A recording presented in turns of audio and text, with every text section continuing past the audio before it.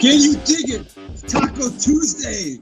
Taco Tuesday, ton of Bears news today. So how's it going, everyone? Welcome back to the channel. Thanks for tuning in. Back to Windy City Digits. I dig We're it. planning on doing some Bulls content tonight, but with all the Bears news, we decided to go with the Bears stuff today. So That's right. a lot going on, Vic, with the Bears. So tonight we're going to start. The Bears signed 2 offensive linemen to the roster, 2 free agent rosters, and it sounds like they have some experience. They have a lot of experience, man. So we'll start with Michael Schofield, one of the first linemen that they signed.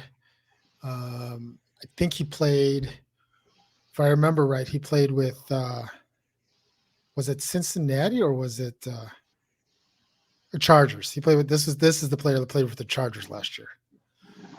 And then the other guy that we signed was Riley Rife, who played for Cincinnati last year in the Super Bowl.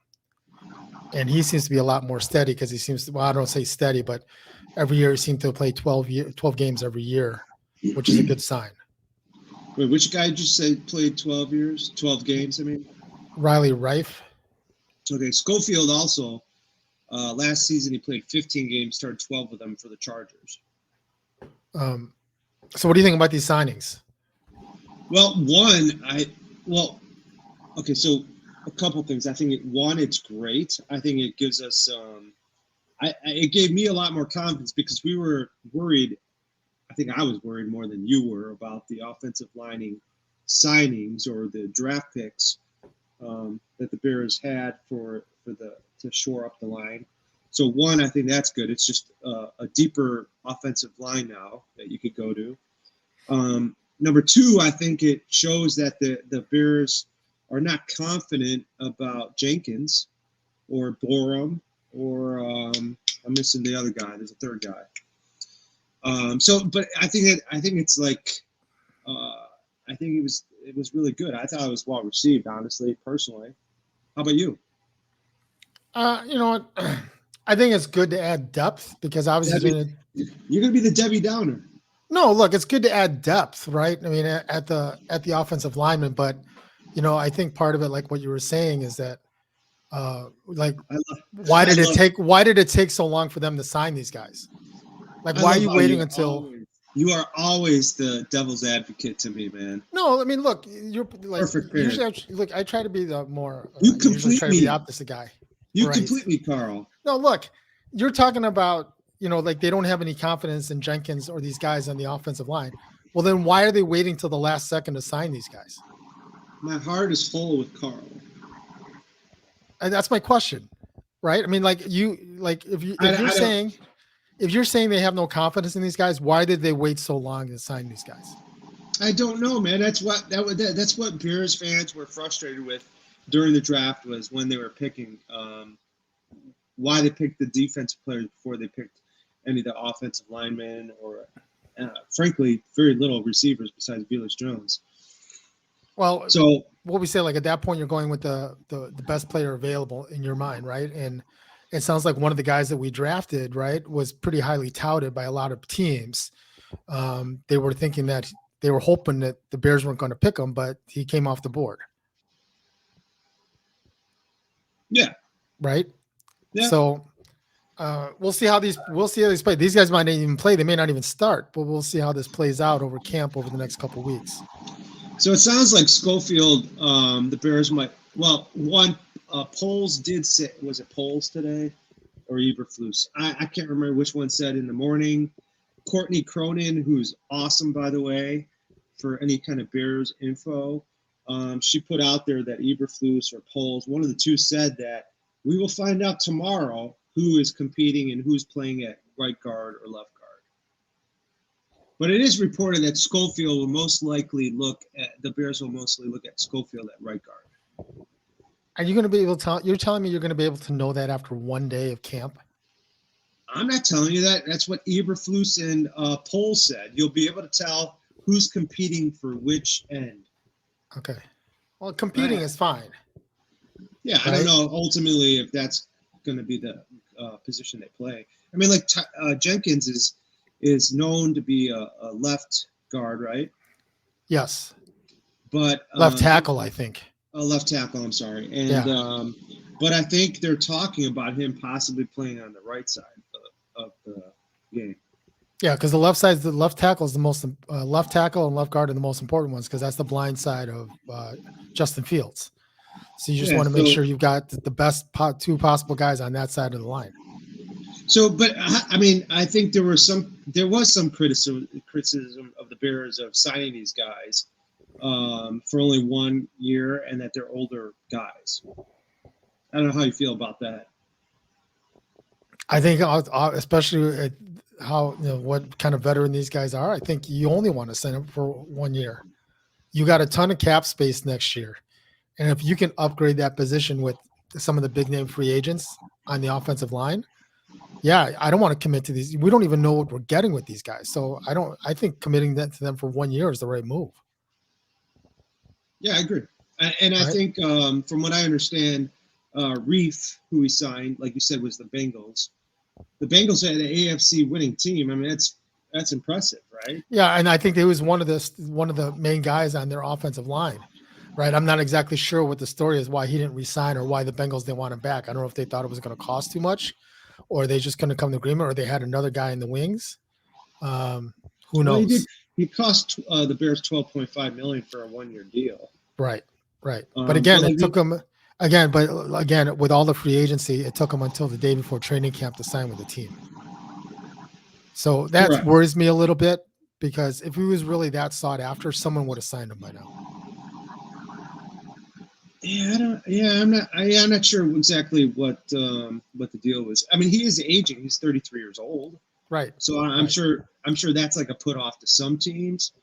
I don't know. Maybe negotiations with the Bengals went south, and he thought he was going to sign with them. I don't know. But who knows? Who knows? In order, so pretty much that means Tevin Jenkins, Larry Borom, or Braxton Jones. Two of those guys are not going to start with. So we're going to have Cody White here. Well, one of those guys still might start. You don't know if these guys they signed are gonna start or not. I mean, okay. So the reporters are basically saying it's a done deal in terms of God, I don't even know these guys' names. Riley Reef and God help me, man, Schofield. They're both going to start. They're both going to start. Look, you would think so because the amount of money they're paying them to be on the offensive line. You would think that they're going to start, but yeah. So then you got you got Cody White here, Reef, Schofield, Patrick. Who's the guy they signed over the offseason to be the center? Oh, the guy from Green Bay. Yes. Why the heck can I think of his name? My God, it's Patrick. Or is his last name Patrick? Jesus Christ. That literally. Wait, you're not coming up with it, dude. Let me look at it right now. Jesus. What a pair. Yeah, we know our stuff, right? Nice job of preparation. That's Lucas Patrick. Yeah. See, last name Patrick, buddy. Yeah, Lucas Patrick. So you got those four guys. So those three guys of Borom, Jenkins, and I forget who I said. Well, Patrick for sure is going to start. Patrick's going to, Patrick, Schofield, Reef. Reef. And White here are most likely going to start. So you got those four guys on the line. So it's going to be Tevin Jenkins, Larry Borom, or Braxton Jones as another starter. If I had to guess, it's Braxton Jones. My guess is it's going to be Tevin Jenkins. So we'll see how that plays out. Yeah, because the other guy that we talked about, was it last week? You were wrong on about Brisker being signed. So let's talk about that. I told you by the 29th he was going to get signed. You're like, hell no. All I said was that the guy should sign by the time training camp starts, in his best interest. And if he didn't sign, and if he didn't, you didn't think he was going to be signed by the 29th. You're right. Yeah, but he made the right decision by signing. Right, they figured it out. They got him to sign, and so now all the rookies are all under contract. So he'll be able to learn the defense from day one if he hasn't already started learning it. But at least he's got a chance to compete for that starting spot from day one. I think if he wasn't in camp, I think he would have been behind the eight ball. Don't you? Absolutely. I mean, it actually puts the whole team back. I mean, the Bears need to have. Well, what's great is the Bears have nobody on the PUP list at the start. Right. I mean, that's amazing. I don't remember the last time the Bears have had a healthy roster coming even in training camp. Well, look, part of that was hanging on to players that we shouldn't have hung on to, right? And probably should have cut them, and we hung on to these guys for too long. But look, as a clean slate, it's almost practically a brand new roster for all intents and purposes. Whole new team, whole new squad. We'll see how things. Hopefully, you didn't jinx it and someone goes down tomorrow. But Yeah, I jinxed it, man. yeah, 3 players go down in a pup list tomorrow. Okay, so I wonder what was the big deal with Brisker's contract? So Brisker's contract basically was looking to third year. He wanted more guaranteed money in the 3rd year of the contract, is what he wanted. Now I don't know, like I didn't see any details detailing whether or not he got that money or not. So he got a 4-year deal. It's all rookies get a 4-year deal. Yeah, it's a standard time. It's just a matter of where you fall of how much you actually get in that 4-year deal. So it's reportedly valued at $7.9 million with a base salary in 2022 of $705,000. Mm-hmm. So I'm trying to look and find out what he got in that 3rd year, and I don't see it yet. I don't think they released the details of what he got in that 3rd year. Gotcha. So, but it's good. I mean, the good sign is that they got him under contract. He's going to be in camp. He's going to report tomorrow. So he'll be able to go on, ready to go on day 1. No, it's a great deal. And then that leads us to our third topic. Our third topic, Roquan. Roquan's holding in is the new term. He's holding in. I know. He's going to attend camp. Did you know this new term? Did you ever hear this new term, holding in? Yeah, only when you used it with when we go out. You said you need to hold. I need to hold it in. Right. That could go. That's kind of you. That could go many different ways, but this is a family show, so we'll go. Kind of you to hug me and hold me. So I guess from what I read is that in the new collective bargaining agreement, there's no benefit for players holding out, but if they report, they don't have to practice if they're holding out for a contract, but at least they're in camp. They don't get fined. And it sounds like from all reports here is that there's no bad blood between the Bears and Roquan. Ryan Poles has said that he understands what the deal is and he understands, how this works. And I'm going to pull this up real quick. There's no bad blood between the Bears and Roquan Smith.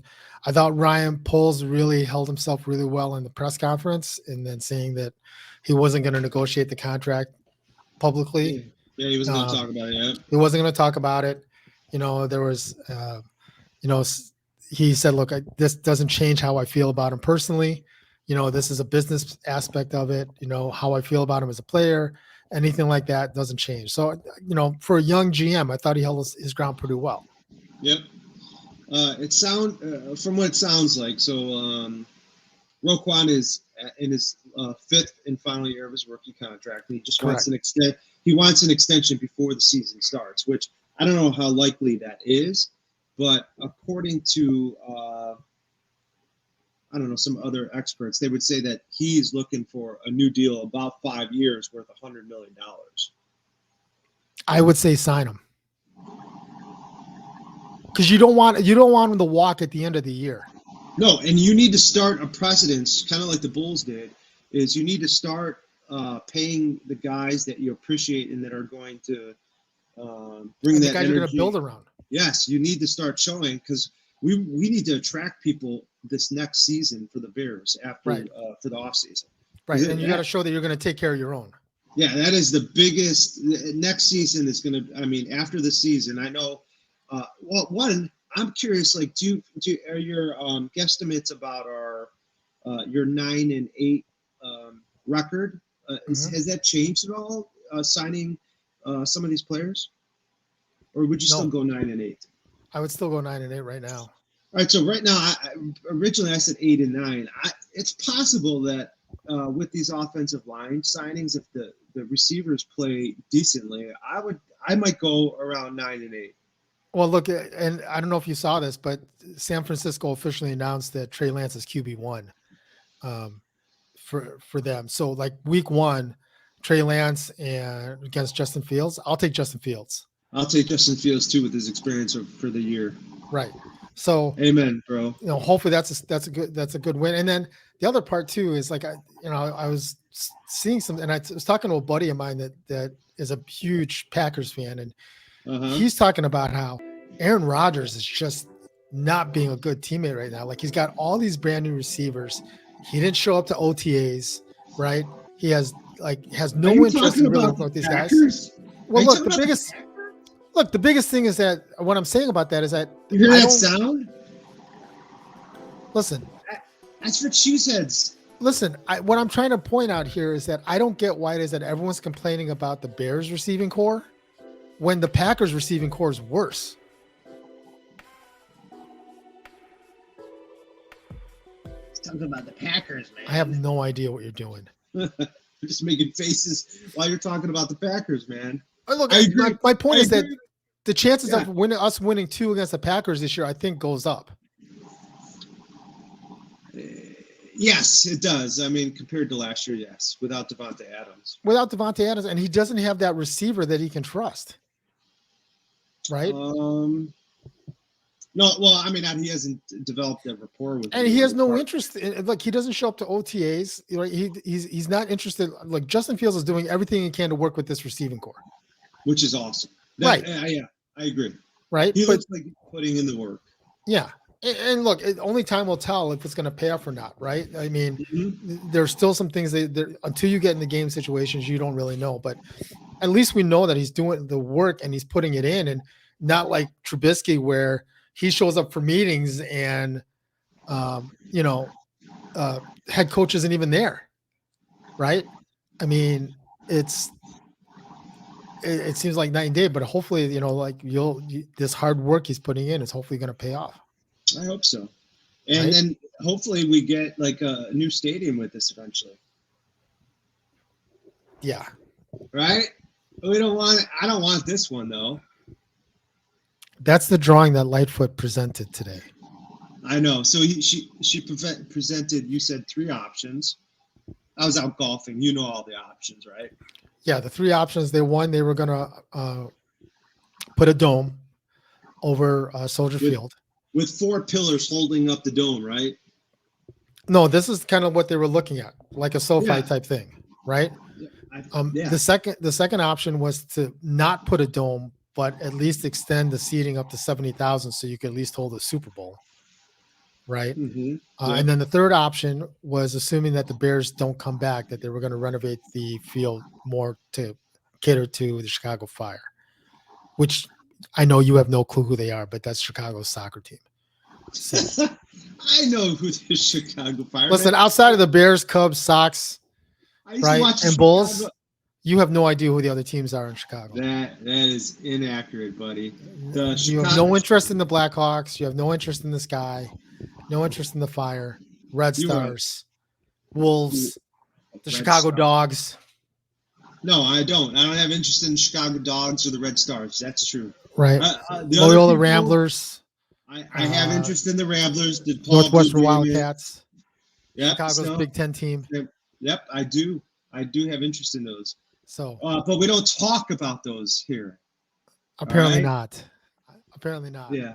So the Chicago Sting, I used to be interested in. Chicago Fire. I'm not a soccer guy, and I'm not a hockey guy either. Whatever. So, but I'll support them when they're good and they're not crooked and creepy. So yeah, we've and I'll put a link in the description below. We had a whole episode about this. That was a low blow, coach. Right, and low blow. Look, we talked about it. The fact that it's too little, too late. You want to sing a song? Yeah, go ahead. No, I don't have it. I thought you were saying for me, buddy. Well, we'd love to hear what you guys think about the Bears and all this news that came out today. Training camp starts on Thursday. Leave some comments below. Let us know what you think of all these things we talked about today. If you haven't had a chance yet, hit the like, because it really does help out the videos a lot. Hit the subscribe and hit the bell so you get notified on future episodes. We'll be back tomorrow for Wildcard Wednesday. Live stream. We're doing it live. Anything you guys want to talk about? Maybe Vic, you should put it out there on Twitter. Whatever wants to talk about Wildcard Wednesday, we'll talk about it. All right, buddy. How's that? How's that? A good idea? So Blackhawks, Chicago Sky, or Chicago Fire. Correct. You know what? Let's talk all Chicago Red Stars tomorrow. Dogs? Yeah. No, we're not doing that. All right. Well, thanks for everyone tuning in. Peace. Love. And digits.